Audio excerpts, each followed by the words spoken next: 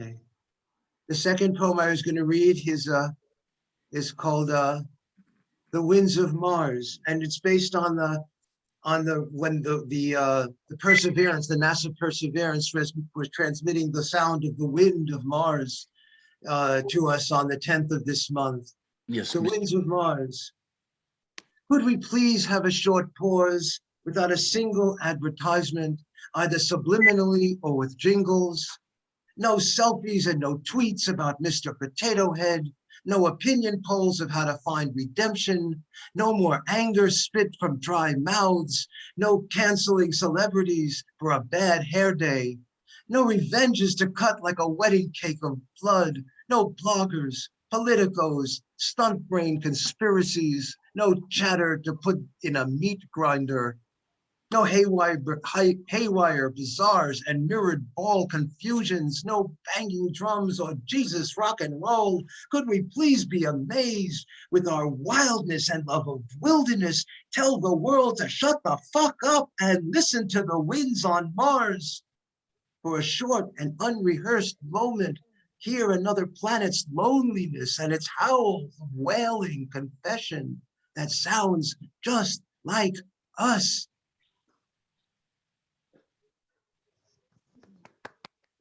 And I'll close with this.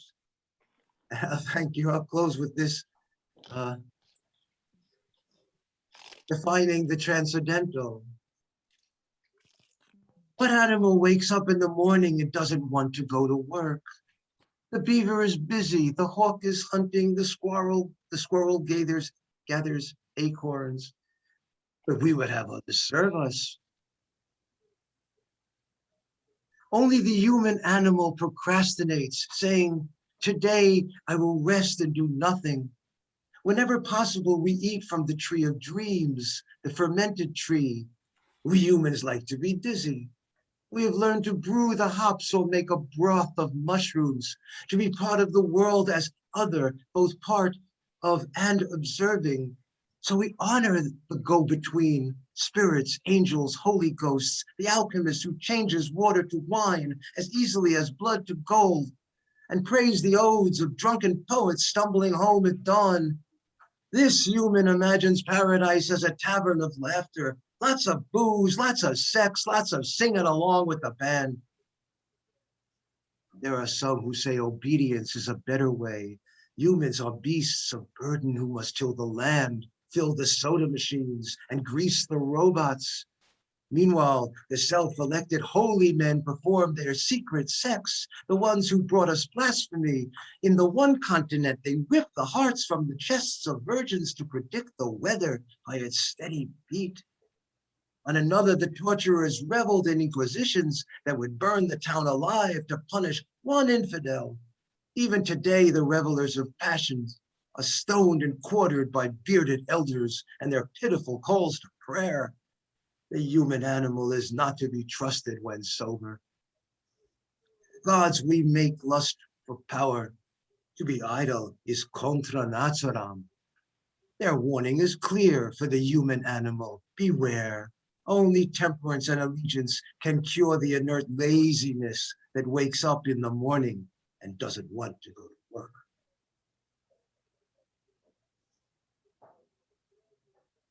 And that's my contribution for tonight, and I thank you for that. And actually, what it's been brought to, we could, you don't really have to, I don't think we all have to mute, but if there's something noisy going on, absolutely do, you know, and all the rest. Because even hearing a little bit of ambient sound from time to time, or just some applause from people, or just a feedback, it's all right. You know, I mean, we're a community which I think can respect that kind of thing. So it's not mandatory. That's why I don't mute everybody and all that, you know. Anyway, so we're going to move on. I think you all know what we're doing here. If it's not your first time, we all share, as I did, for 5 minutes or so and read along. And I am taping it on the cloud, and I hope to put it on a channel in YouTube and make this a monthly event that will happen the 28th of every month, regardless of the day. I'll change the hours to help people in different time zones as they're coming in now, because it is a little tough. And this way, you know, we'll try to create a journal, a magazine that happens every month. And 2 years from now, you can look back and see this. or 5 years from now, when before you win the big prize, you can tell them you recorded once at Planet Poetry, or whatever. So we're going to start with Lawan Balado. And Lawan, you didn't give me, unfortunately, a little bio of yourself, so I can't introduce you properly other than I've. I sent you one. I sent you Oh, one earlier. I'm Yeah. sorry. Somehow it passed through the cracks. I'm sorry, Lawan. So Yeah. all I know about you is how good your poetry is from when I heard it a Oh, couple of times. And so, could you do us the favor of introducing yourself a little? I think you're in Philippines as well. yes, I am. So, well, good morning, afternoon, or evening, wherever the sun finds you. It's great to be here. It is my first time. Thanks for the invite, Mark. Anyway, how do you, so I'm Lawin, and I'm from the Philippines, the dubious possessor of the world's longest lockdown during this season. And yet, here we still are, right? I I'm in advertising, so I write ads to make a living, and then at night I write poetry to atone for all my sins. So there it is. I'll start the share if you don't mind. Please. Okay. Just a sec, and here we go. So, four pieces, relatively short, but I did a whole collective of it, and it's somewhere between catastrophe and coffee. So these are mostly musings over the whole period of the pandemic, with and without masks. Um, so let's start. Midnight's Desire. You make even the darkest nights golden, filling the dullest moments with flavor. Every second with you, a delight to savor. You enter those spaces where I am emptiest, warming my heart, tickling my senses. I sink my teeth into you and say, yes, yes, yes. But too often you're gone too soon, with only the afterglow of you to sustain me. The hungry dark creeps back slowly. My famine for you consumes my patience. I reach out for you to deliver me. I feverishly tap out the numbers 8, 6, 2, 6, 3. Good evening, McDonald's delivery. Yeah. So, well, that's a little midnight snack ode for because again, especially during these times, you get the munchies, right? And sometimes there's nothing like chicken McNugget. Okay, or a Chick-fil-A. I guess that would be better on your side of the ocean. Okay, and well, hey, there's this. Okay, next up, it's called Lockdown Wishes. I wish I could say I'm okay, that my smile could be on autoplay, that I'm fine, that there's nowhere I'd rather be, no one I'd rather see. I wish, I wish I could say I'm just quiet, that the locked door isn't for masturbation, just silent meditation. I wish this hard on was for you, but it'd be too much trouble. To break the silence would burst your bubble. So I keep this mask on instead. So you believe I just don't want to get infected. I wish I could say that I'm okay, but that's an untruth I refuse to add to the already overlong litany of my sins. What was it again you wanted from the grocery?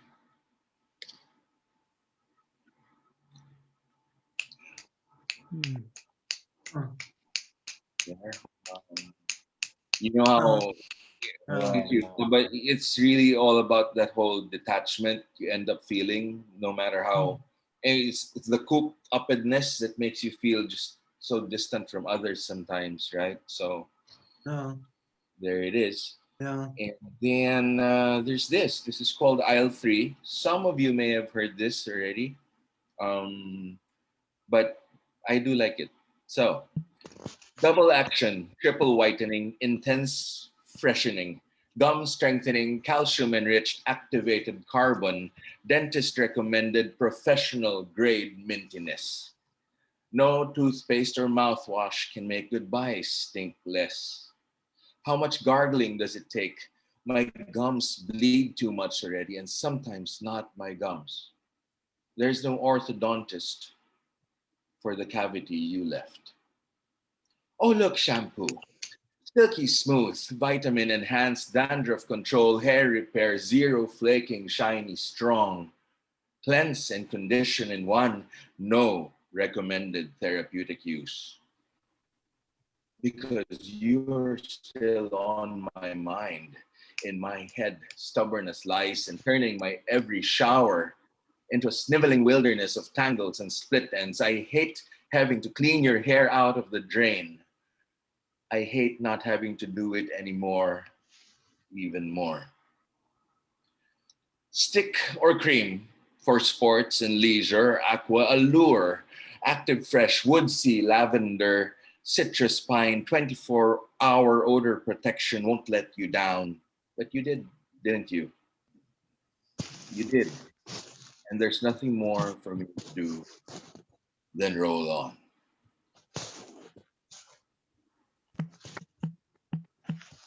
Wow. So sometimes product attributes dig a little deeper than we'd like them to, right? A great, great piece. Very And modern. So true.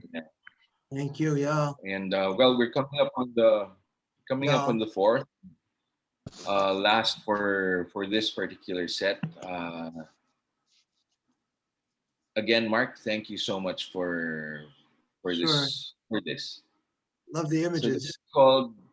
this is called Out of Time, and I guess that's what this gig of mine is also, right? So out of time to make peace, make plans, make up, make out, make love, make cookies.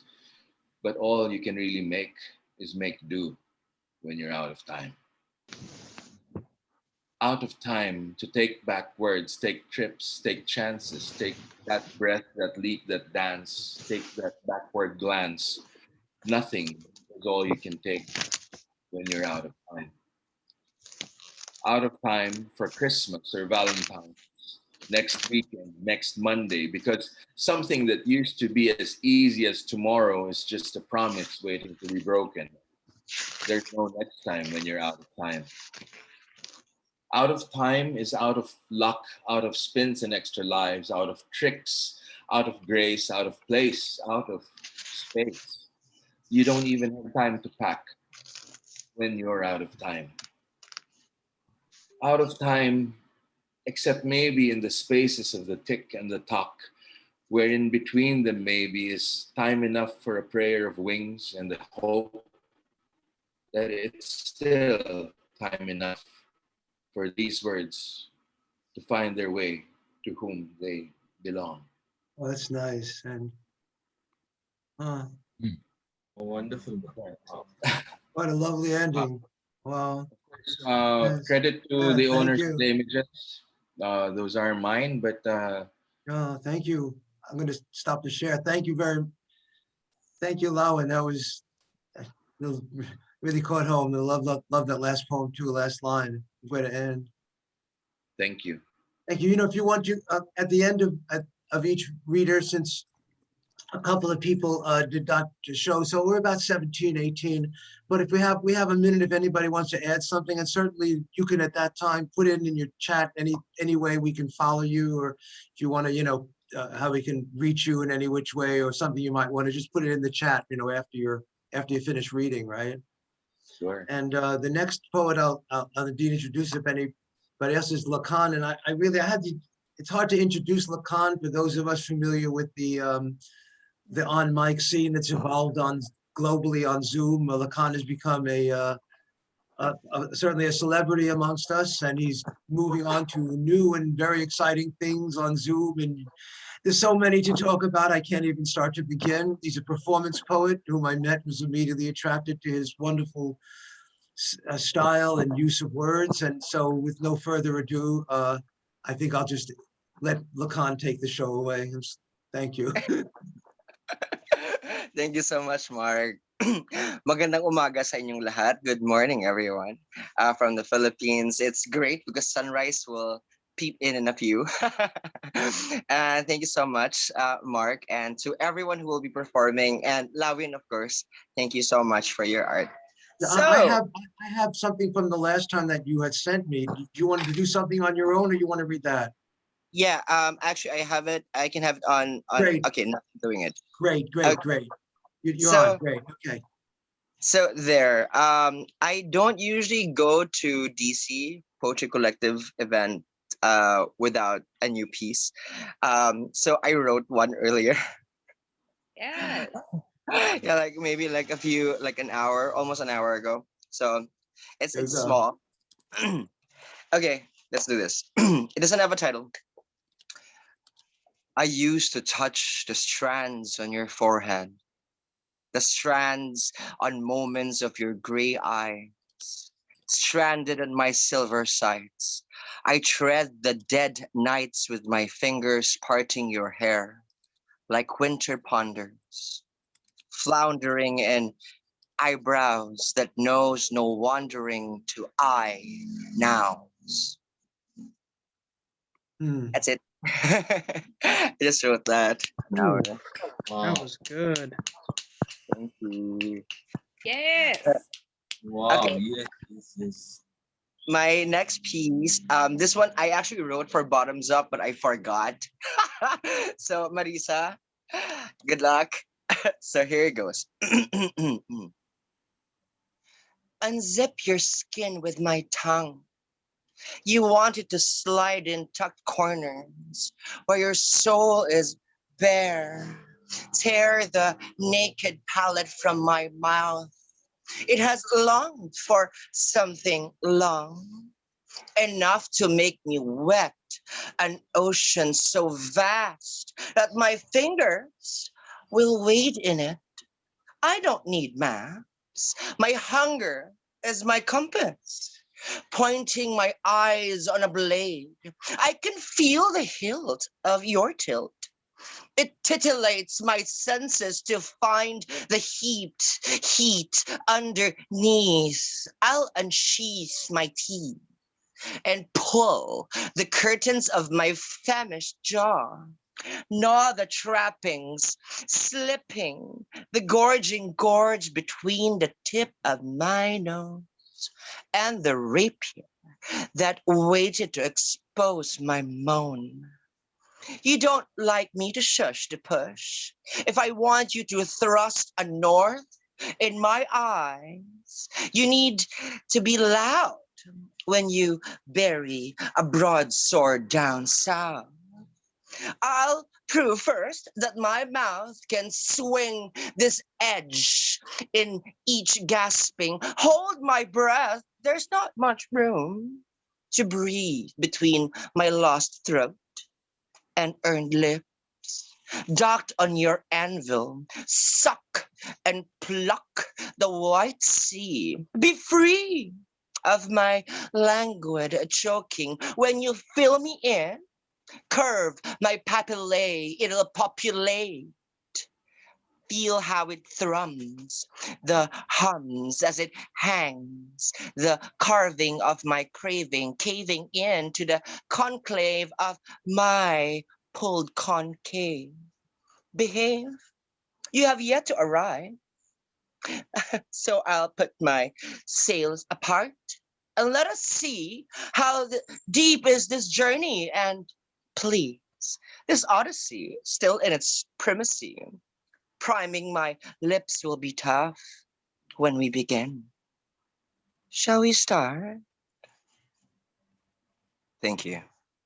Wow. Yes. Ooh. Damn, Lacan, you're a fucking beast, right. man. That Damn. last two lines. Damn. Oh my goodness. Shall we start? God damn, we're gonna start. Okay. So it's foreplay. So this one, I actually I filtered it, refined it with DC Poetry Collective. So here we go. This is only watch. Go tick tock, tick tock, hearing broken hands falling, clanking between each stricken nail, scratched cogs tumbling up the hung black clock, chinking down a mummed toiling, beating a tick tock, whisper ingraining, numbers counted out, howled our series crashing gently, loose, screwed, gray, skewed to its dirt, chiming a tick tock, sabled digits are kissing tick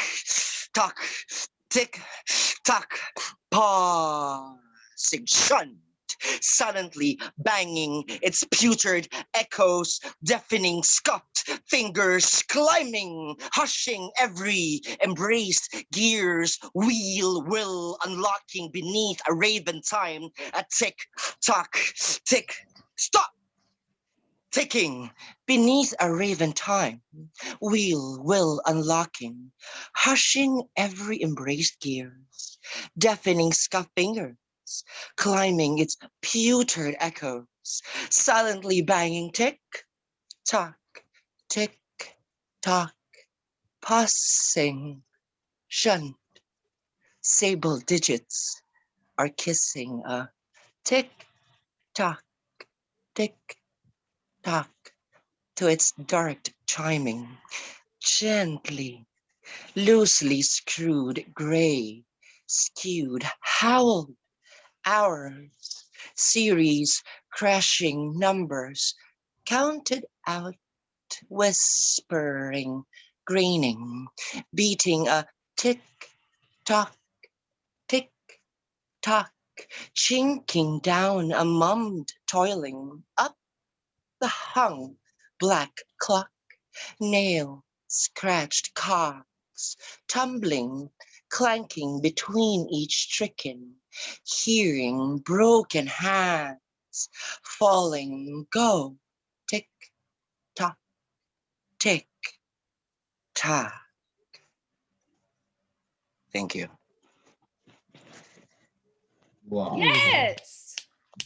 Fucking TikTok that shit to bits. Yes, That's right. Lacan. Yes, Sarah, the have you Lacan met experience. You're absolutely amazing. Thank you. What? Thank you, Lacan. Have you met Lacan did- I Yes, haven't, no. no, but we've talked my on God. IG before. Hi. Lacan? Smiley. Sarah Elemental. Sarah, this is Lacan. Hi. What's The happening? meeting of Lacan. my two friends. I'm so excited. Lacan, there's so much that we can know about you. Why don't you just put a couple of ways we can reach you on the chat? Because, there's just so many different links on different things that we can all follow your exciting careers. It's moving on, man. Good And stuff. Zebra, this is Sarah. Hi, Zebra Sarah. does a lot of erotica. Hi. Sarah's she's like my soul sister in poetry. Right, my Nirvana Very cool. t-shirt. Very cool. Nirvana. Uh-huh. Yeah. Right, So I'm gonna- right, Target. Go there. So, I'm going to introduce the next poet. It's actually Z, and then we'll have Unmesh. Z was a painter all his life and a sculptor, and became a poet. And he writes with he paints words as he writes in a very, very unusual way. If you're not familiar with Zebra's poetry, it will speak for itself very loudly. A very unique style and a wonderful new voice, old voice and new voice. Z, I'll take it in. Thank Z, you. when I have your stuff on, I have the original version. I meant to put it on the margin, but it was too late. So just make it so. It's the Okay. same poem then. Okay. Oh, okay. Sure. Sure. Yeah, sure. Sure. Okay. So here goes. Red mouth. Eating the chocolate bunny, staring at her own bare, wiggly rainbow toes, She sat on the toilet with red cherry lipstick mouth, humming television jingles about nothing but ketchup logged White Castle bacon cheeseburgers and amino acids as she called in imaginary airstrikes on toy cycloptic pygmies who lived in an aqua blue rubber tub on the bathroom floor by her feet filled with toilet paper rolls, Vaseline, face cream, a folded rubber enema bag, and a half empty bottle of Luxardo cherry so she could take a swig whenever the stars moved her. She swung her hips like a floozy as if in the substrate of disco hell, wearing a cheap red dress only to be forced down on her knees to take it hard and walloped until cross-eyed, frothy mouthed, and grinning at brawly tattooed men that stank of whiskey, terrorizing her with titillating thrills, as if her body were their funhouse and amusement park of loop-de-loops and Ferris wheels. All make believe, of course, in that little damp cubbyhole fantasy of sweet curves and wet holes marked Venus dreamscape come fuck me land. Come fuck me land. I'm sorry. I'm very loud and shit. That's appreciated. I Me. really appreciate it. Hello. Hello. Yeah. Okay, so here I go with the marrying kind, something I know a lot about, having done it a few times and happily married finally now for 35 years. So anyway, here I go, the marrying kind. Well, happy, is a relative term, I should say. All right, here we go. You need each other like vampires need blood. You've always loved her ass, those long legs, unexpected arguments, the word no, fantasies of makeup sex, late night sneaking farts, offspring, springing, debt and drudgery till half dead, weight gain from a sagging liver and retching love, labyrinths of desire and anger, divorce, the sword of Damocles, a mad hatter, Zyklon B shower, seeing stupid through her eyes, my face like a vitrine of broken masks, the way she looks in floppy slippers, all dressed up in black and pearls, snoring with a gaping mouth of floating spirits in intricate patterns of darkness made of nothing, making believe you're with someone else, sex fantasies I've never spoken of in sultry dioramas of glistening leg shows, mosaic starred, baiting unguent nights. On my knees again, eating thorns, and she is more adorable than the rumba.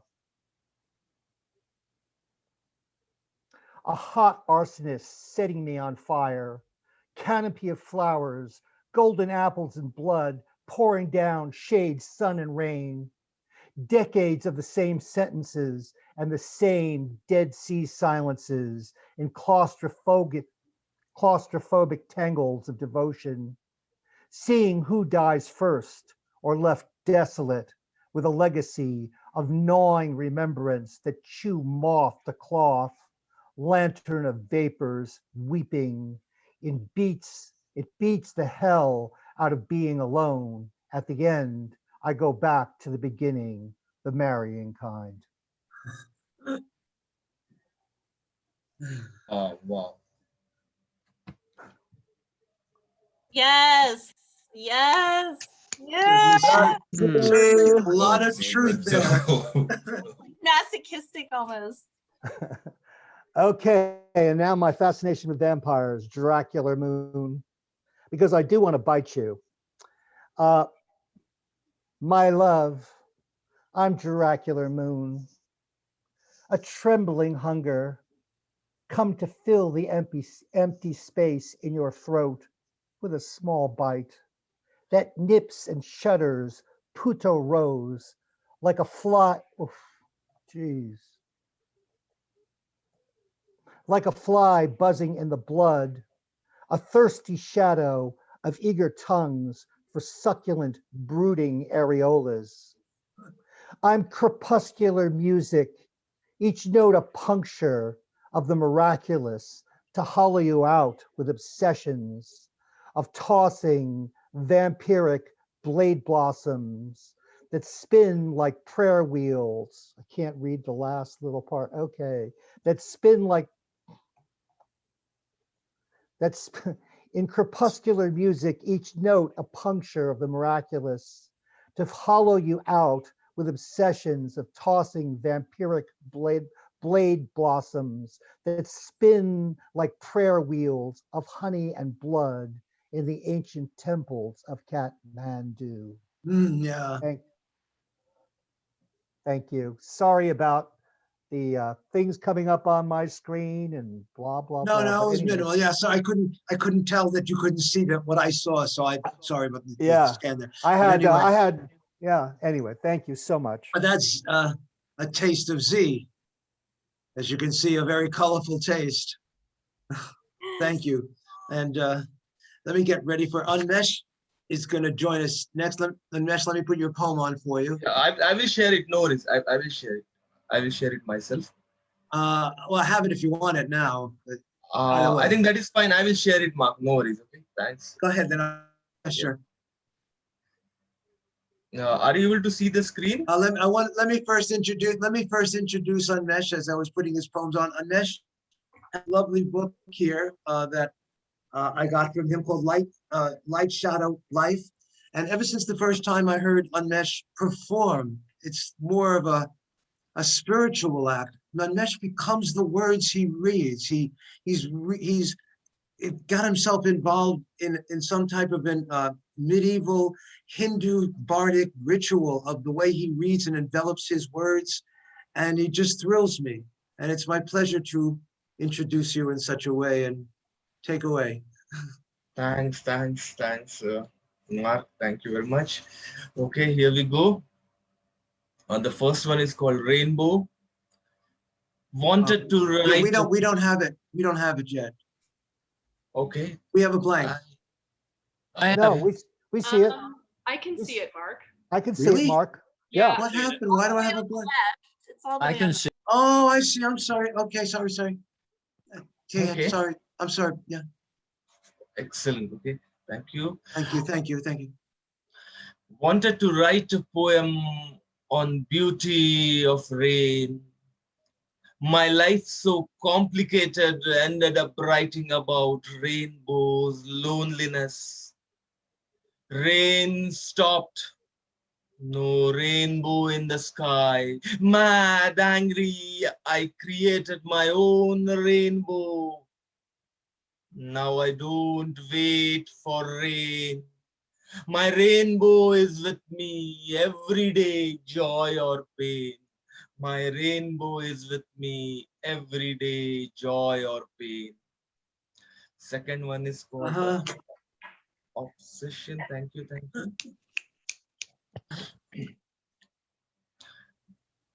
Not words, but flowers blooming on every page.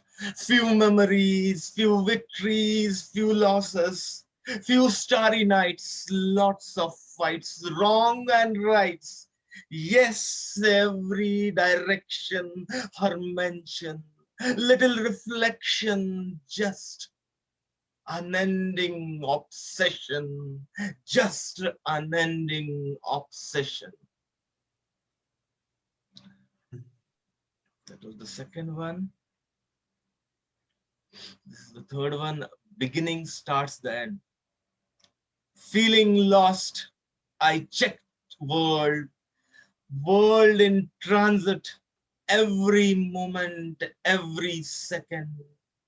Hurt and heart sitting at the same place. No change, just constant, soft noises of agony. God knows when this will end. Every end in itself a beginning, and beginning starts the end, and beginning starts the end. Uh,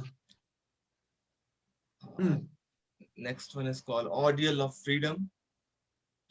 Universe infinite, and they define control, dictated my world. Frustrated, resentful, cramped, I suffered, exhausted, took the world in my hands. Still exhausted, tortured, but a free man.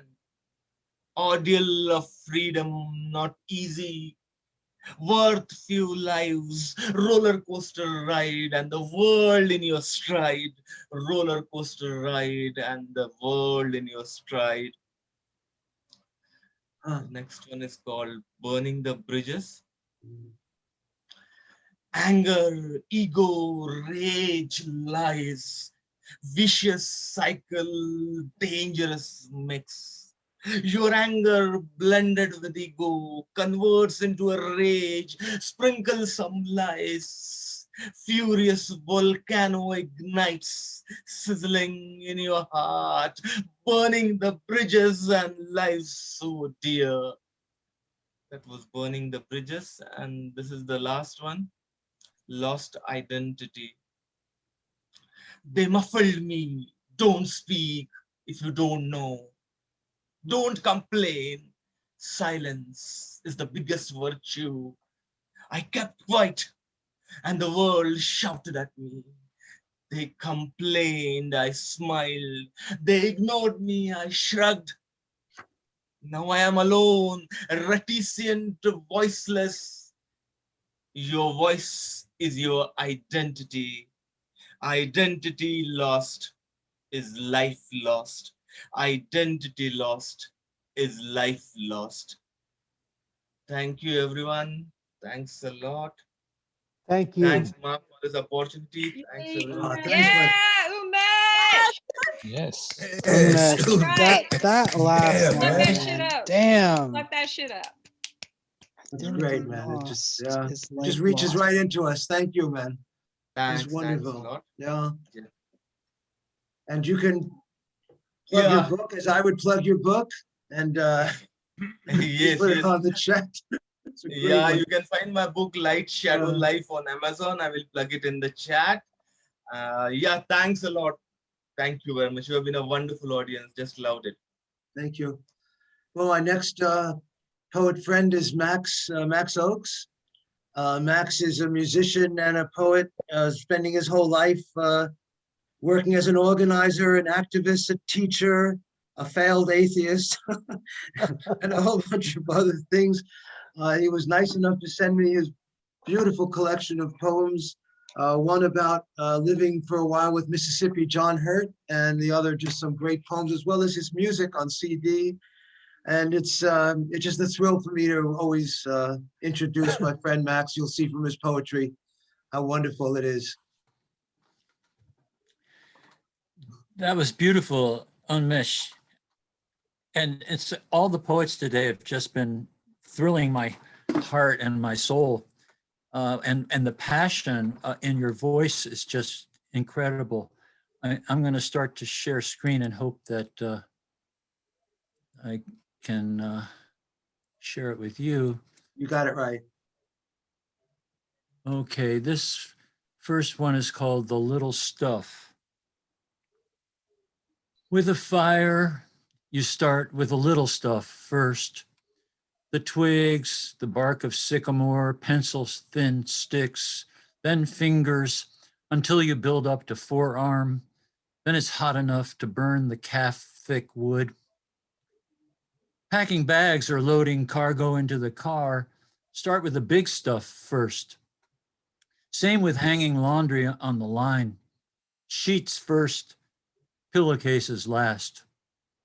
But with a poem, I don't know whether to begin with a little detail, like my longtime friend Peter calling from LA yesterday to tell me we lost W.S. Merwin sounding like he'd been crying, or a big idea like the interdependent web of our existence. I wanted to comfort Peter, but what to say? I too had delighted in W.S. Merwin's poetry, knew that though he was famous, he was also holy. New Yorker published many of his poems. I told Peter that Doris Dunker, one of the poets of the Green Table, who notably, among us at least, loved cats and published for her grandkids books of rhymes about cats, had also died. Doris Dunker had also died. The interdependent web of our life means that a thing that happens in one place often affects what happens or doesn't happen in else place. For example, an Ethiopian Airlines Boeing MAX 8 dropped out of the sky into a recently plowed field. The news reported that the plane's nose was buried 60 feet deep into the softened earth. All those people died the same day as Doris Dunker. 2 days later, Boeing MAX 8s were grounded until the fatal flaws could be found and fixed. My sister Eleanor was supposed to have flown in from California that next day, but Boeing MAX 8s being grounded, her flight got canceled. So she didn't get to visit my grandson, Jack, who then at age 8 probably would have preferred Doris Dunker's poems about cats to W.S. Merwin's poems, which were often about death or absence. And because it's Passover, you know, the Last Supper of Jesus and the 12 disciples was a Seder, a Passover Seder. And Judas was there. And Foer Englander, Jonathan Foer and Nathan Englander, they write funny novels, and they translated the little book that you use at the Seder called the Haggadah. I heard a phrase by Foer or Englander tossed off at their Haggadah lunch in DC. Since then, I've styled myself a failed atheist.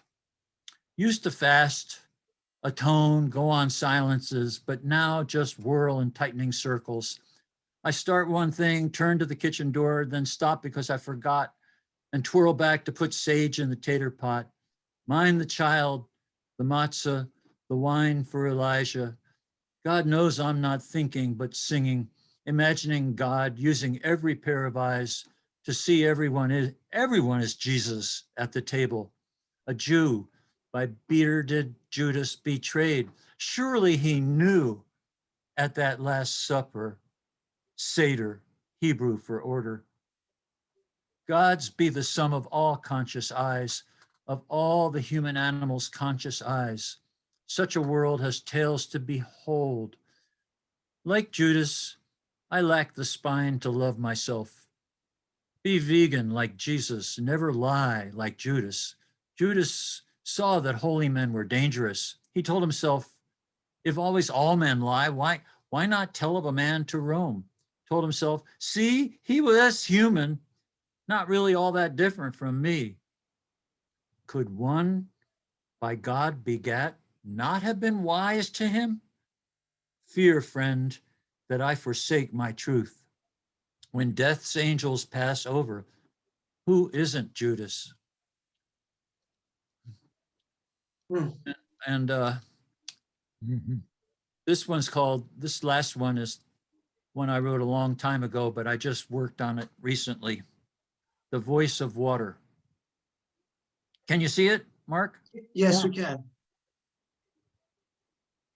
Buzzes whir and fronds brush fur, mushy rooms and muddy brooms, ruddy woods, fallen rotten trees, under wildflowers, a doe's nose grubs gingerly on the lee side of Salt Lick Hill. Pine needles fill the floor, no men around to say how good the wood, to say the sweet air smells that way. No words of men coming apart, no women either. Only a world cold as a sludgy bug, a slimy slug, good primordial oozy water, fit to drink for flying insects, and the groves, furries, the feathers, chirpers, scurriers, leathers, croakers, and slitherers transient. Bubble's voice whispers of tricky water, babbles by the broken brook, rushing, then stopping, lapping, windward sloping, slow to flowery float and dream. Pity poor all not with them there, breathing happily in the woods air. I don't know why I changed that word to rhyming. Breathing is better. Breathing is better. Yeah. Nice. Thank you. That was Thank you. wonderful, Max. Very elevated, man. Well Thank done, you. Max. Thank That you. was wonderful, Max. Thank you. I like that. Excellent, Max. Excellent. Fantastic. Thank you. Sure. Great reading voice, too. And next, I'm going to ask Jeremy Cantor. Jeremy is, I only heard read once, but his poem just impressed me so much for that craft. And Debbie, he seems to have a career. He sent me a little bio saying his collection Wisteria from Seed, the forward by Boston Globe Arts critic Michael Manning, was published in 2015. His work has been performed at the Boston Conservatory, set to music by composer Robert Gross, as well as San Francisco and Tucson. Currently working on a second volume of poetry. Began writing after retiring from a career in laboratory chemistry. He has made his tested engine oil additives, detergents, and pharmaceuticals, driven a forklift, worked in a full-body acid-proof hazmat suit, tried to keep his fingers working in a walk-in freezer at 40 below, and worked behind radiation shielding, and apparently prefers writing. Jeremy. Thank you. Are you not on mute? Are you on mute there, Jeremy? Mute now. Can you hear me okay? Yes, we can. Okay. Well, thank you for inviting me, Mark. I'm going to try and share the screen here with two poems. Let's see what happens.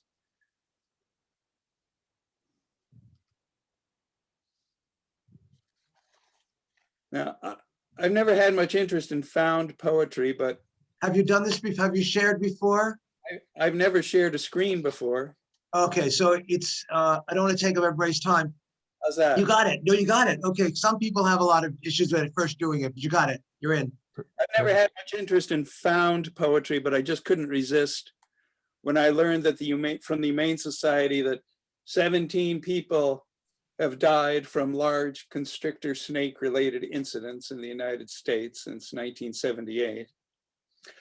So I took the opening words of the first 15 of their incident reports. They had 59 pages worth. I just took a few lines. I call it my main squeeze. 4 babies sleeping in their cribs, unsuspecting people, experienced reptile handlers and novices alike. All of the giant constrictors have demonstrated an appetite for dogs. Frightened residents have discovered. Constrictor snakes have found warmth and shelter. Constrictor snakes have been spotted sunning themselves.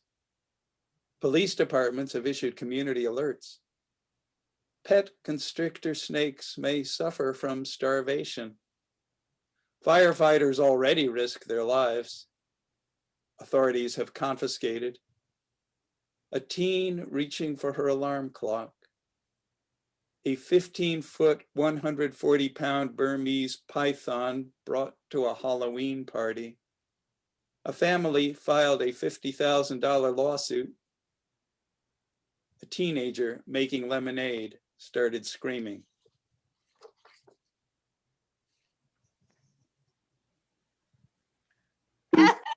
Yes, I Yes. love it. Thank you, Jeremy. Let me see if I Such an can. incredible idea. Love that. I love the Thank you. title. The title's wonderful too with that poem. Awesome last line too. Gotta love tragedy and humor. Now let me figure out if I can get to the second screen share here. Here we go. Found it. Now, I've written about 50. No, that didn't work. Let's try it again. Is it on the same document? No, it's on a separate document. So then what you'd have to do really is put it on the, on the homepage, come back to the meeting and then go back to share screen to find it. It's the easiest way. We're seeing a version that says the short version. It's a different poem on screen now. Okay, that's the one I want to read. I can't see it. I'll just read it off paper. Oh, we can see it. Okay, I can, yeah. Okay. I wrote about 50 haiku before I found out they weren't haiku. They're closer to being senryu, and we can discuss the difference another time. After I'd written a lot of them, I thought some of them would make a good story if I put them in order, so I did. This is called the short version, A Tale in 8 Senryu. Closing my front door, I start my day as always, leaving all I love. Fogged bathroom mirror, but I remember when we steamed up our windshield.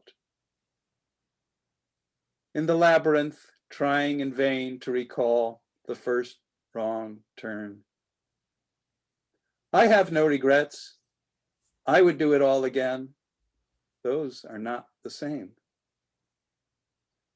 At the slightest push, the oars lost and the sails slack, our boats drift apart.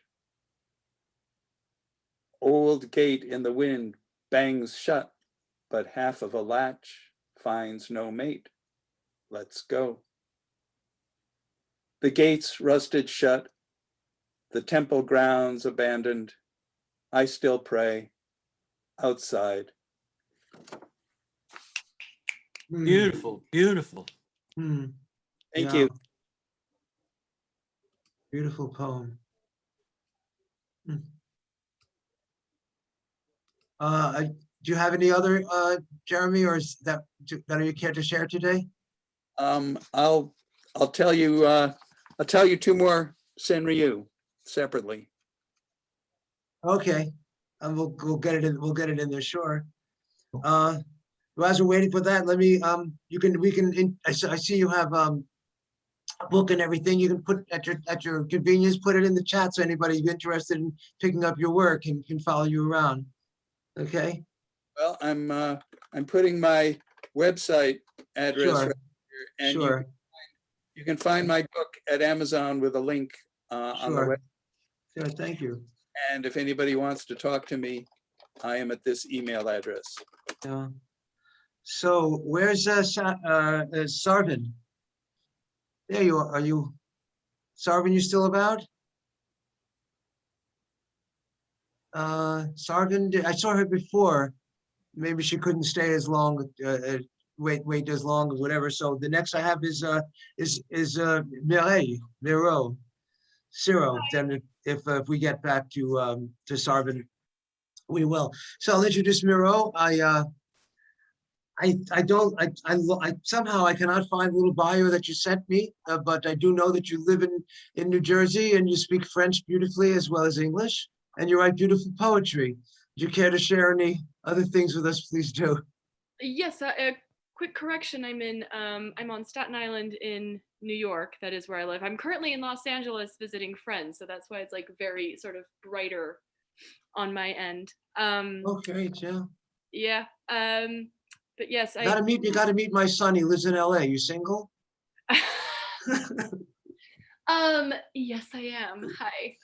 Okay. Talk to you later, kid. Okay. Alrighty. So I have a few poems for you guys. I'll share. So some of you may have already heard a couple of these. So the first one is called Green. I wrote it for the Fincabulary open mic for their St. Patrick's Day special. So here we go, Green.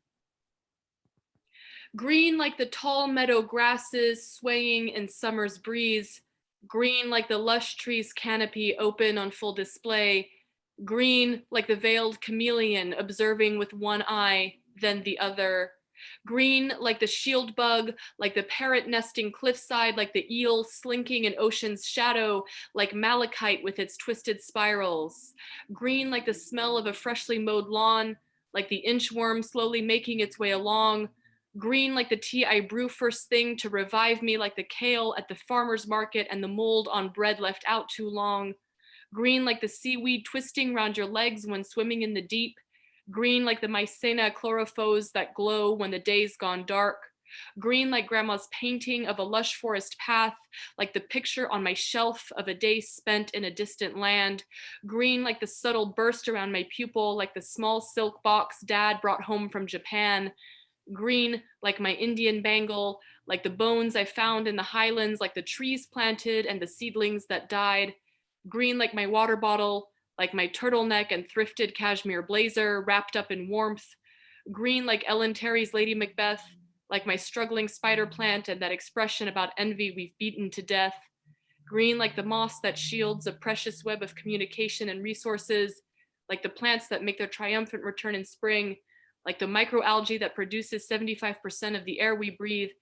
Green like the earth Gaia, our miraculous home, spinning, twirling fast in the vast expanse of space.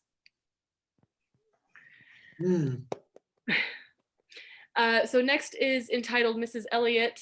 A couple weeks ago, I treated myself to an afternoon at the Met because I needed a change of scenery and a place to write. And this was inspired by her painting in particular and all the other splendid women that are in painting form at the Met. So it's called Mrs. Elliot.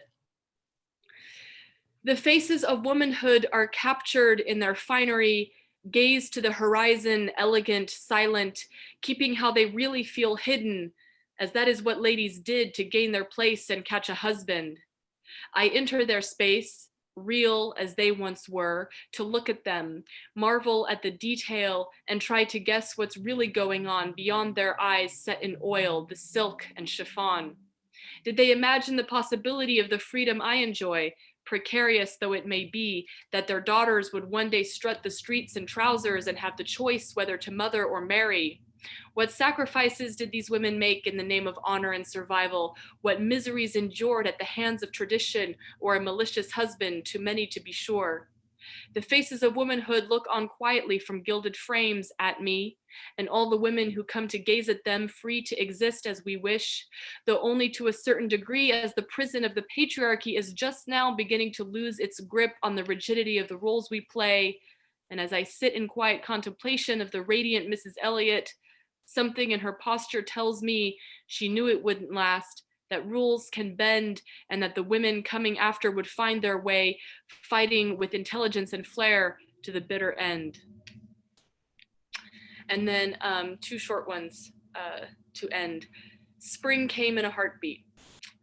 Spring came in a heartbeat, and today as I walked in the streets, the sun, dazzling and hot, demanded I take off my blazer before continuing bare-armed toward the suffocating heat of summer. And this one was inspired by where I am currently, and I wrote it just now as I was listening to you guys.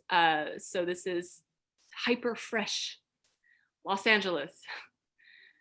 Palms sway, languid in afternoon's heat, sun winking secrets off spiky leaves, towering over houses, cement blocks cutting through the desert, an oasis absorbing the sky's brightness, warming the pavement, melting the sidewalk, cement bubbles under dreamers living in their screens, not noticing those glimpses of green communicating between buildings. And that's me. Thank you guys. Thank you. Thank you. Thank you, Yeah, Mira. that was Just so lots good. Incredible, Amazing. Miro. You're incredible, Miro. Very nice. very Big nice. Cracker Collegiate Bay. You know, I'm gonna ask Marissa to go next, because I blew it. I had the list there, and then your name was on the other half of the page, and I just kept going through, and I'm sorry, because I had you listed way at the beginning, and I'm very sorry you didn't mention anything to me. So I'll have you go next, and then we'll continue with Elemental, of course, and that'd be great too. So thank you. So thank you for your patience. I'm sorry, Marissa. Let me introduce you as a poet, and please, by the way, just to finish up, Miro, put whatever information you want, and we'll follow you. Thank you for that lovely, really lovely reading, and I'm glad that Lorca doesn't own green, and that other people can use it very effectively. Very good for you. The poem. Thank you. Thank you so much. Marissa, I met recently at some of these open mics, and she just kind of blew me away with whether she's writing sensual poetry or that of a suicide of a friend or a lover. Whatever she does, she touches with tremendous emotion and empathy. She's a poet, a writer of spoken word, living in Albuquerque, married, polyamorous, and a mother of two daughters. Being a journalist, journaling high school, she started writing poetry. It's the heart of her passion for 20 years. And she's the founder of Red or Green Books, author of Poetography 505 on Facebook, The World I Write. And I'm sure there's a big other world of Facebook and all kinds of other stuff, of media stuff that we can follow you on. So with that, I introduce Marissa, and thank you and pardon for all that. Thank you. I got my raincoat on. Yeah, I'm gonna keep it like kind of tame today, okay? So don't worry. I figured. No, I'm not worried.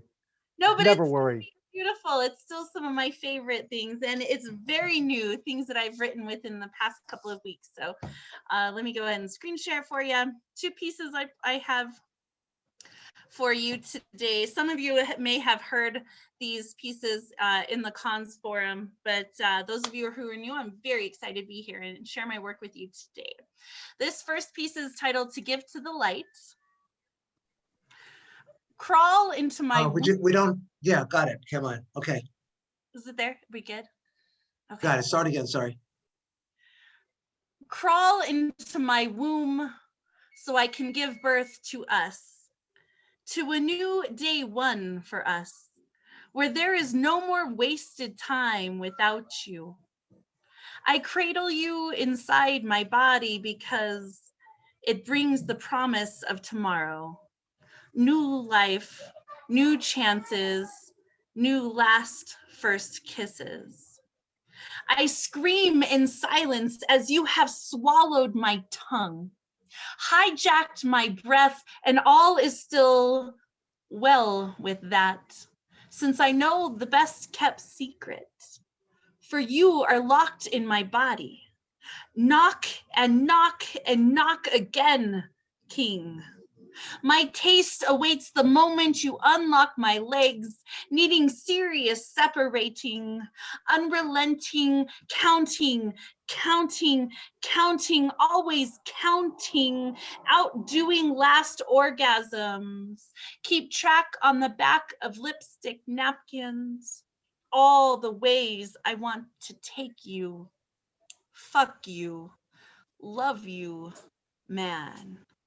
Heavy is the head, but my mouth is made of steel, tongue of tungsten to sharpen your sword.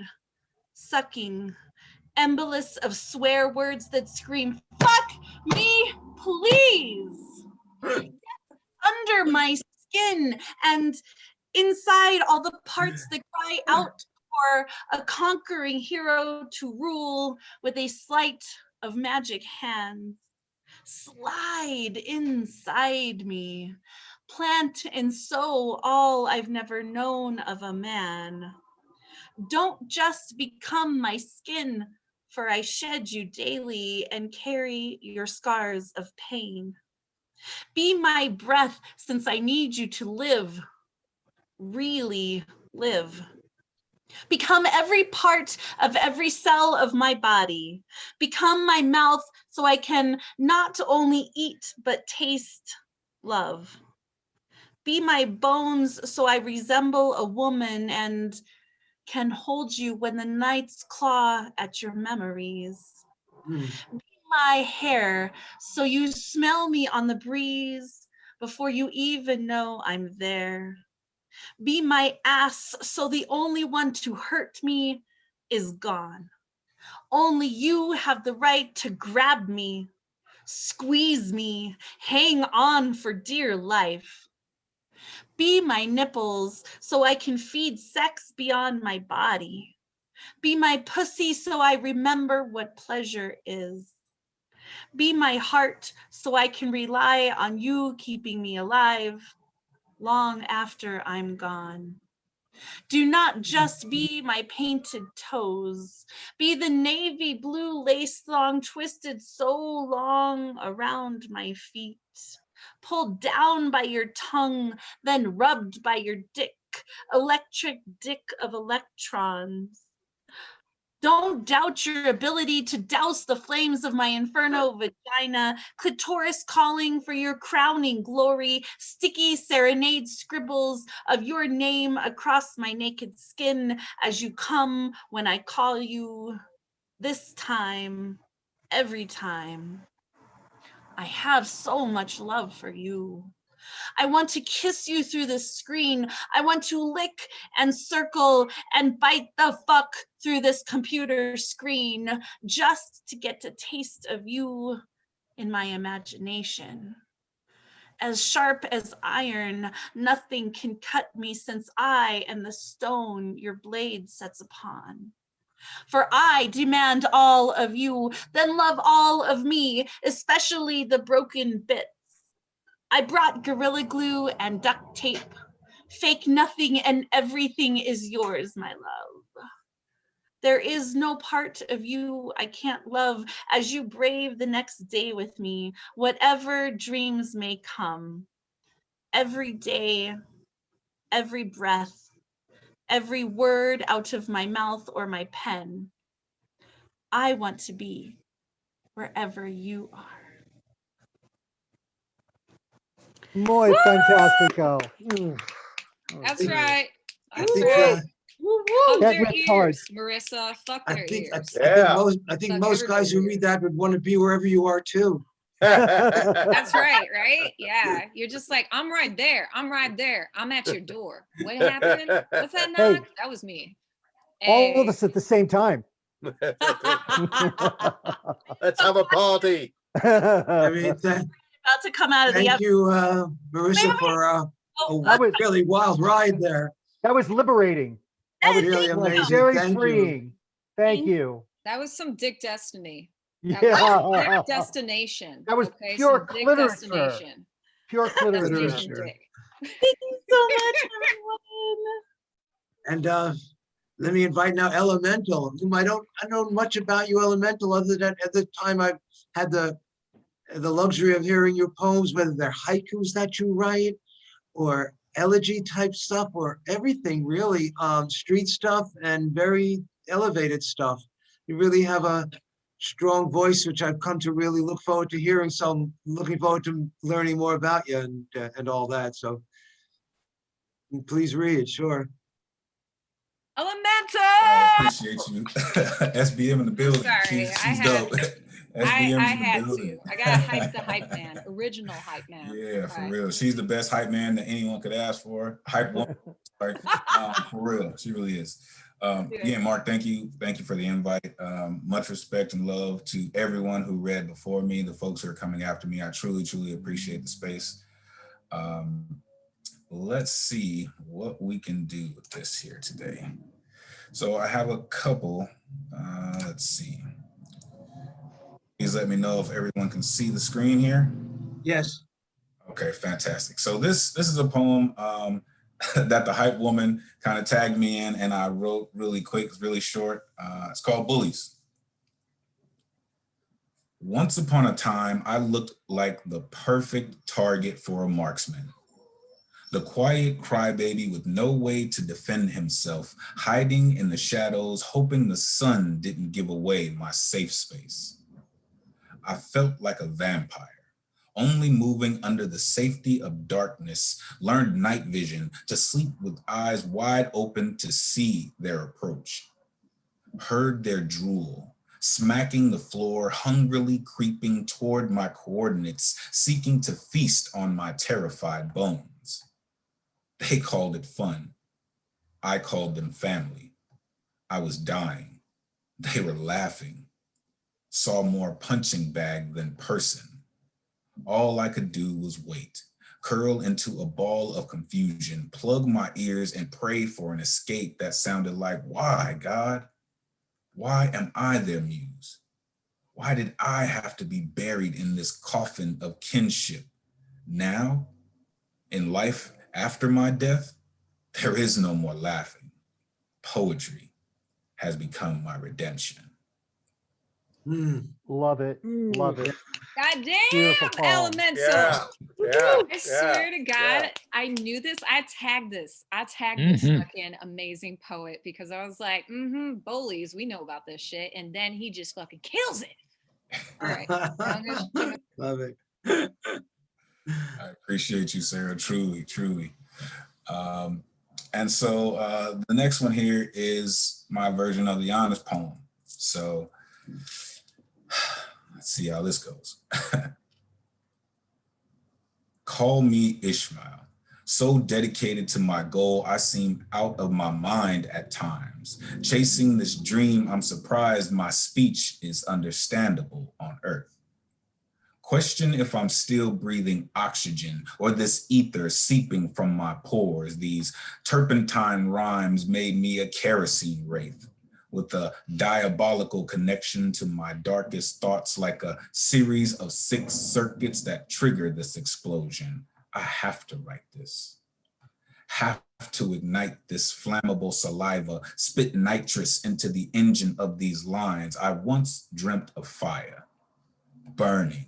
Every joke made at my expense from the lips of gremlins, gorging their hunger for laughs on my frailty, until I pulled this sword from the stone, became author of this knight's tale, used these poems as armor on battleground stages to prove I deserve this crown. I have to write these hurricanes, buried in my windpipe, a vibrant manifestation of my ancestors with a sonic boom in these bones. If I'm being honest, I'm a beyonder, herald of this galactic imagination, ready to lay waste to blank pages with every ounce of color I can conjure. I'm a time machine, pounding on this flux capacitor in my chest, sending me back to the future, DeLorean illusions of what I could be. I have to write this. Zeus in these hands, slinging lightning on these pages. I am thunder before the brainstorm, the falling rain drenching the mundane with maniacal laughter from the clouds. You see, in my world, it's always pouring schemes. The skies open to a vibrancy of sound that score this calamity. Poetry is the power source that propels this enigma, you see. I have to write this. I couldn't possibly contain the wrath of these titanic thoughts, Hyperion the gloom of doubt trying to creep onto my tongue. I was scared, taught to fear my truest form, so I transformed into something more palatable, fit for public consumption in bite-sized pieces to spoon-feed pessimist persistence in these veins. Sorry for being so blunt. I can be more hammer, less hatchet at times when I'm building a future in these poems. If I'm being honest, I have to write this. Can't spend a day without these words. I'm not strong enough to not be this poet. This ink is made of tears. This pen was forged in hatred, made of the same titanium thoughts keeping me upright. You see, I'm not strong enough to be anything other than poetry. Yeah. Yes. Yeah. Come on in that last line. All right. Fucking goosebumps. Yes. Thank you. Ooh, that was so That's good. right.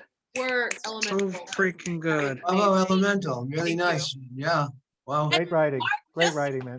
we're publishing their chapbooks this year, so Sarah and Elemental and a bunch of other poets have their books coming out this summer. Well, good. Yeah. Books, yeah.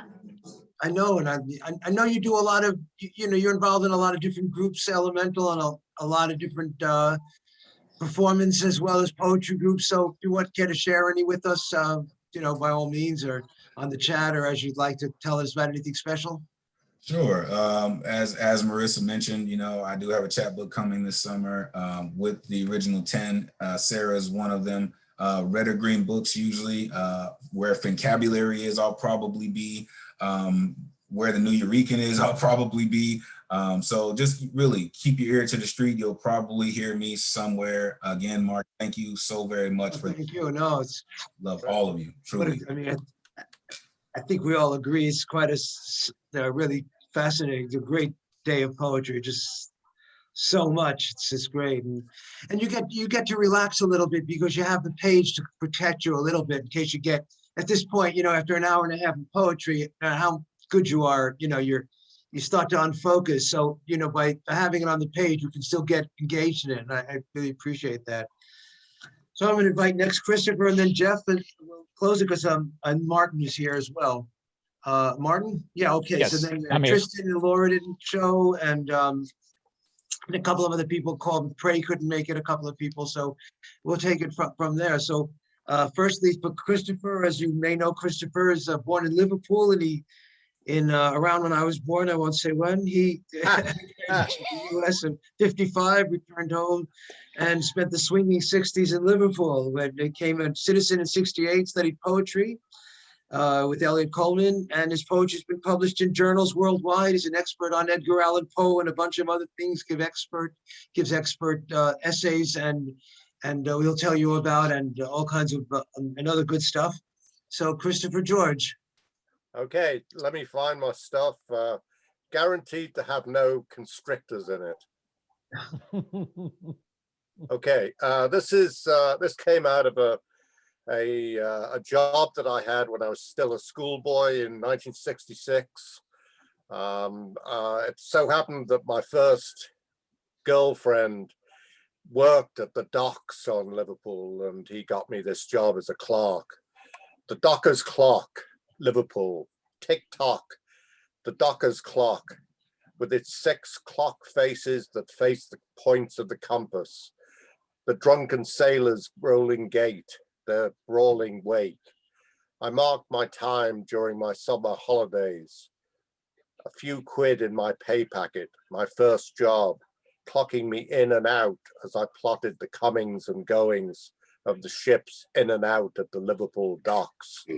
Stalwart named docks, like the strong Assam tea I sipped as I munched on my greasy dock road bacon butties. Kings and Queens, Wapping, Salthouse, Albert, Waterloo, Huskisson, Princess, Nelson, Trafalgar, Wellington. Of course, all those whiteys, and there was slavery in Liverpool because we were running the slave trade for the world at that time. See if I can move down to the next one. Let's see. This is a photograph that I took of a couple of leaves. And as you see, I made a little poem about it. Her leaf. This her lives in my imagination. Of course, he isn't a her, but he hops for me just the same. I found him on the sidewalk. No creation of Monet, Goya, or Picasso. Think instead of daubs on the walls of caves, thundering bison and elk, or just her leaf. And this one, I write a number of poems about religion, but I'm not in the least bit religious, and so this is just a shorty. If the crucified Christ came to me, would I still say, no, you ain't? And if he invited me to put my finger through the holes in his hands, would I faint? And I'll finish with this one that also has a religious dimension. Sunset at the Moravian Cemetery, Nuuk, Greenland. Plain white wooden crosses on the field of snow. A Moravian crucifix army, some lean with age. Each bears a Danish or Greenlandic inscription.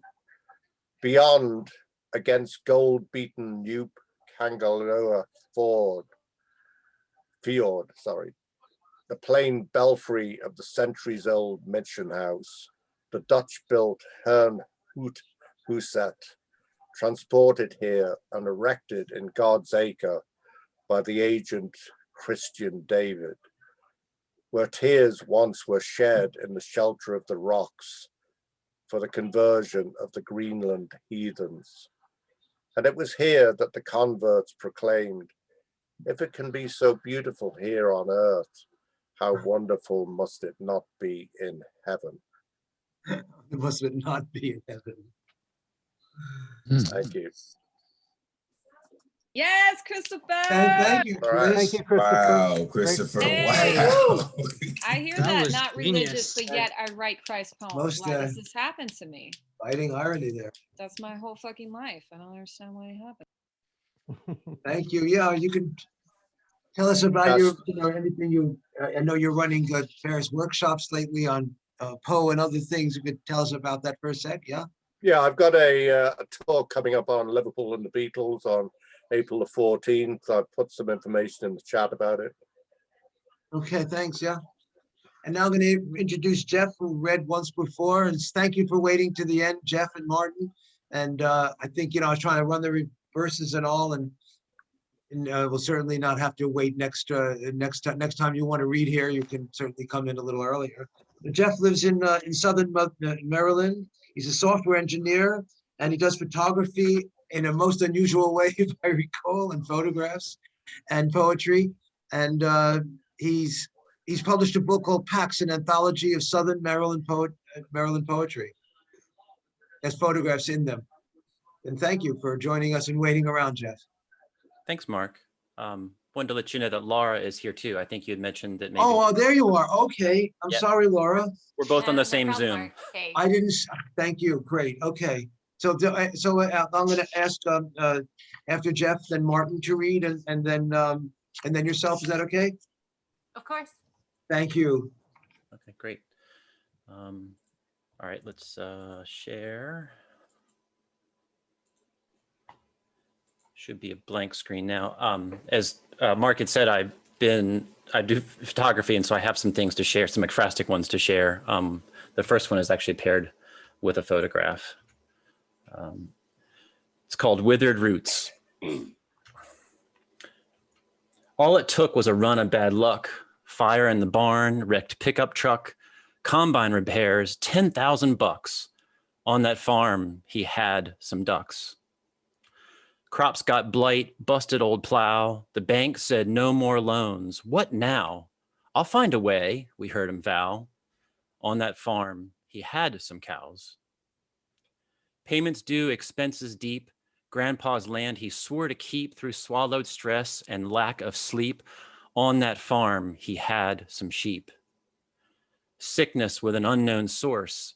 It lingered in and out with force, assumed the flu. Let it run its course.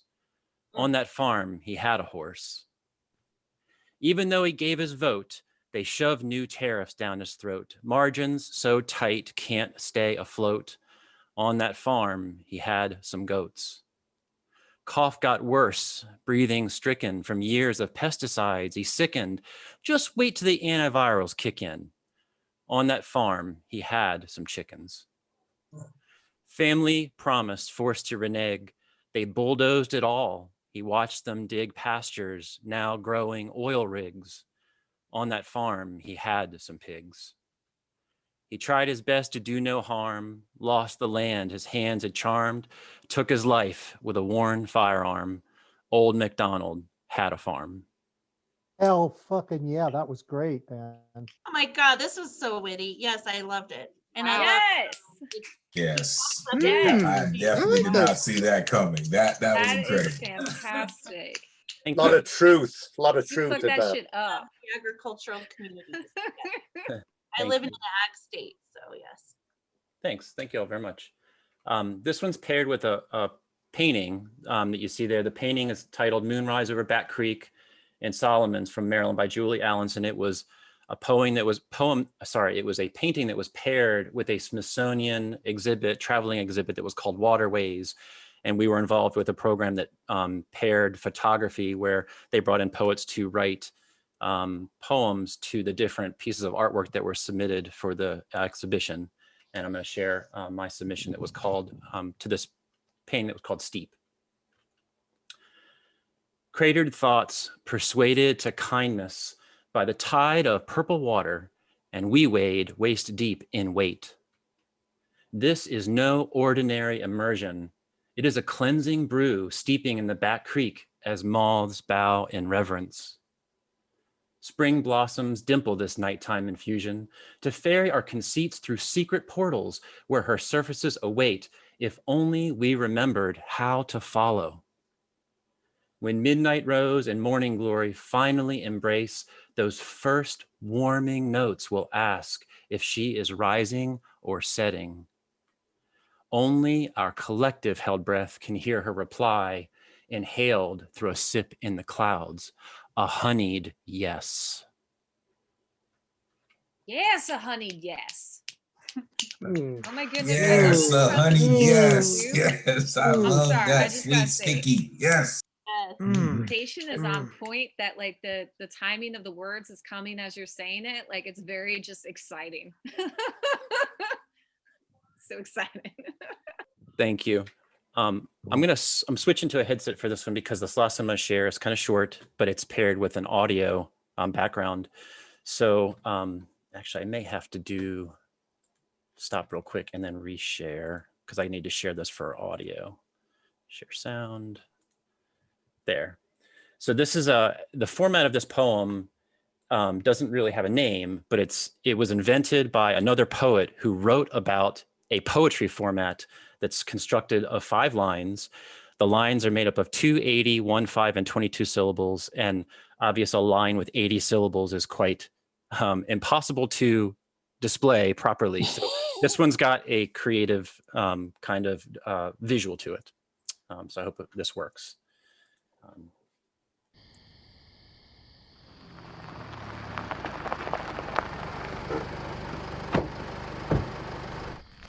Without me.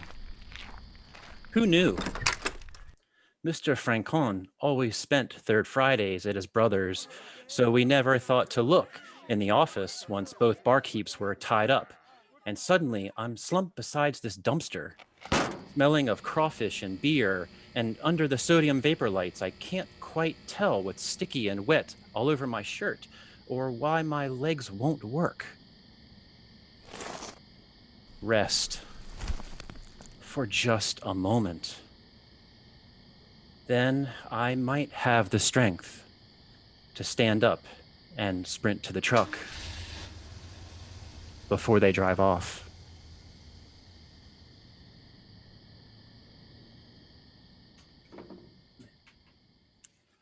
That's awesome. That's awesome. Nice work, Oh man. my God. Nice work, Damn. Bill. I Whoa. love the The production by us. Holy presentation and crap. the It was performance is just amazing. so yes. That's one of the most creative things I've seen in a while. I literally, that. I'm geeking out so hard on this shit. So hard. Like, Yeah, oh my thank you. God. I was This is hoping so that the exciting. audio would go through okay. Yeah. No, Yes, yes. sounded You know, great. Good. It It came through went through clearly. amazing. Okay. Cool. Well, thank you all very Thank much. you. Thanks, Yeah, everybody. do you have a place you put this on one of the social media sites or YouTube or something? And it's like Nope. Meow Wolf, you know, it's like really creative stuff. Thank you. No, I Yeah. don't share on social media or anything like that. I used Yeah. to doing all my readings in person, so the COVID thing has been kind of different. Yeah, sure. Well, anyway, thanks and please come again and show you. It's very exciting stuff. Thanks, Mark. I'm going to put Martin's on. Martin is also a fellow poet. Lacan had mentioned earlier the DC Poets. That's just that's a workshop group. It really has nothing to do with this particular event, other than we just a group that started in the area as a workshop and now expanded through Zoom, you know, and all the rest. We're publishing some books and trying to get some events done. But Martin is a friend and is from the workshop. And Martin is a calligrapher, an artist, and a very spiritual reader and writer. And he's going to read, I guess he sent me an elegy, which I'm going to put on the screen. And Martin, do take it away. Thank you, Mark. Yeah, you're not. Nope, I think I'm cool here. Okay, so sorry for not being on screen, but it issues my vision, so I have to get way up close to my phone to read this. As Mark said, this is one of my elegies. I've been making a bunch of elegies among other poetry lately, and this one is in memory of my great friend Peter Folger, whose name can be translated. I love to work with translations of names, as rock folk spear. So that's why this one is called Rocky Folk Spear. Echoes of stadia bring me back to shadows of memories of rocky relations that flicker to life in staggered stages, of crimson connections to counters of crows and the mystery man who married a shoe, ignoring the carpenter passing the hat as you and her brother caroused all night, not knowing what the future would show. With games in the yards and the federal field, and also beneath the freeway arch, chasing a ball lifted up to the sky from a land down under the silent sea, while stones curled away on pebbled ice to seal a season curiously free, of brushing the slush at shouting signs, exposing my logocentricity. You focused on fixing a house-warming ficus, free from all bondage you flailed against on our final walk through the neighborhood trails. On my floor, more lately chaotically fluid, to flourish for years before finally failing and leaving leaves littered among the debris around your speakers set up in my space for music sharings with friends. We watched those vibrant hothouse flowers behind the shockingly mellow Michelle, not like the one pouring out bass desires beside the shell that showed rusty roots, bound by frenetic cerulean harps that traveled about in a bandolier, as rumors of ramblings of random precision would shine ever on in our minds. And the guard you called out for a single pierced lobe, bringing him down to more calmly explain than you or I had a right to expect the customs of his Carolina home, and later the signs of the end of times, sending us down the signing line after the songs of a double star in a church that was named for my aunt, or casually getting yourself called out for offering an officer a good day too far when told not to turn on the way to Zagay at the new 9:30 one evening in May. And then there's the time we were stunned to see Matheny releasing equestrionics to flitter and flare around the curved wooden walls of the hall by the mansion on the hill. Then taking me back to the stage of the arena, or the post where the weather was always quite glad, and the young ones sang tales of a valley so green, where Janice, inspired by the voice of Aretha, was 24 all over again on every single singing night, while hauntingly breaking another piece of our hearts resounding with joy, while ordering Italian at Eritrean venues. We'd witness bottles of fiery sriracha go sauntering by in a promenade, then rush in to view unorthodox skylines or hazy sights of seasonal lights, while heading to hear a harmonious ocean, cutting fine figures of intricate folk in songs round solstice time.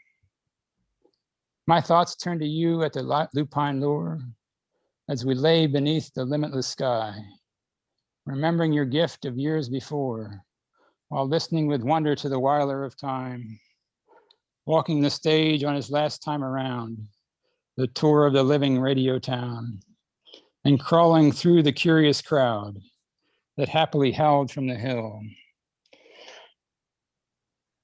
The words of your favorite Jedi we heard, his anthem resounding the stairway besides, along with a now controversial hail.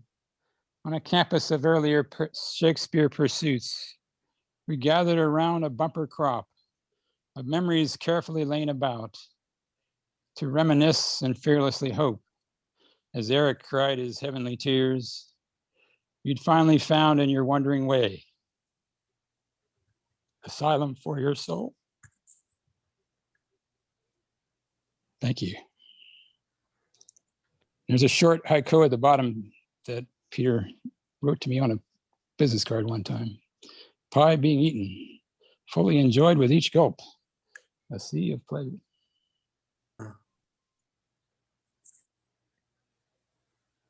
Thank you, Martin. That's a very moving elegy for a close person. Thank you for sharing that. Thank you very much. And Martin can be seen in his t-shirt collection as well as his poetry collection of calligraphy. Martin's a master of the calligraphy and poetry as well. And you can see him if you put it in the chat there, Martin, and we'll catch it up. Will do. I'll put mine from the chat. Thanks. Sure. And I think Laura, sorry, there you are. You're with Jeff. And thank you for your patience. And we'll have the always best to last, as we say. Shall I introduce you as I did from the last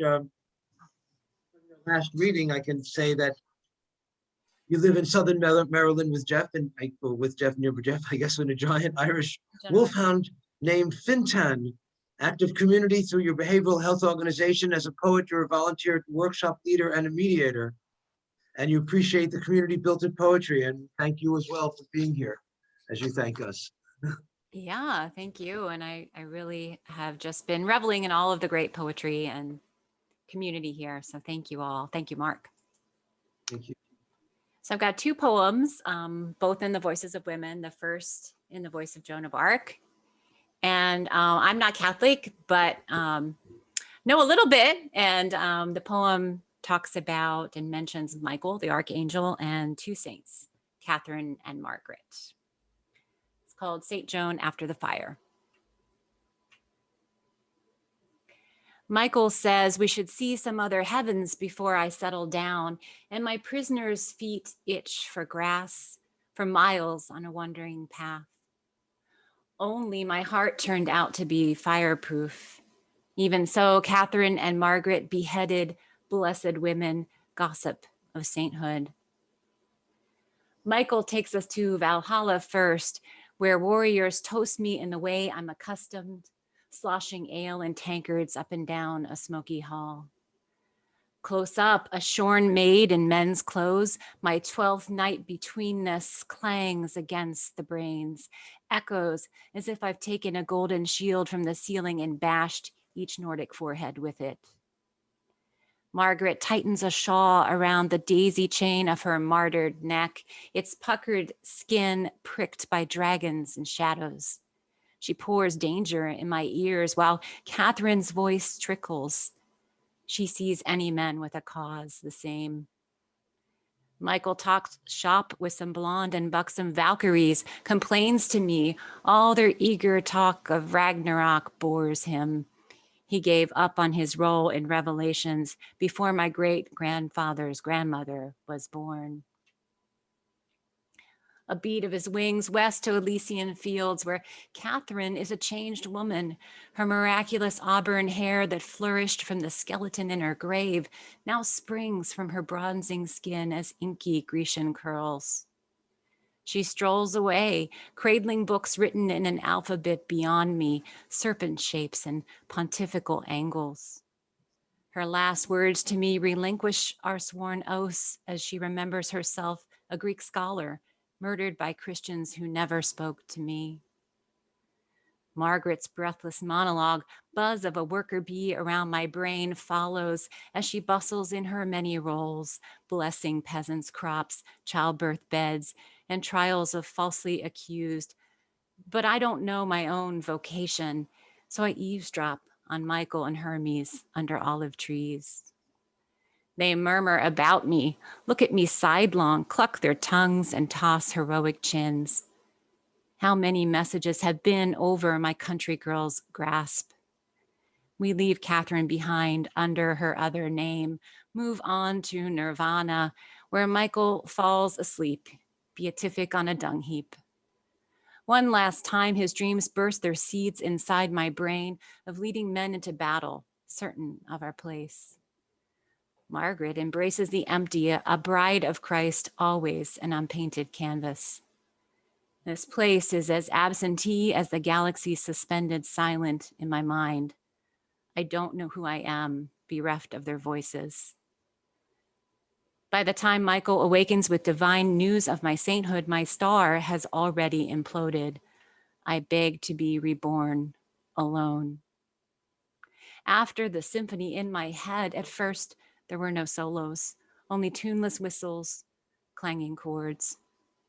I practiced many lives as interloper in French cities. Today, on the grounds of my ashes in Rouen, you can give me some change outside my own soaring cathedral.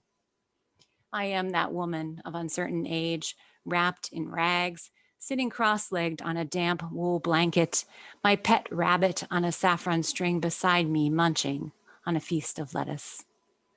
I listen for your voice, pray for you in a forgotten tongue, hear only your footsteps, the clink of your coins in my can.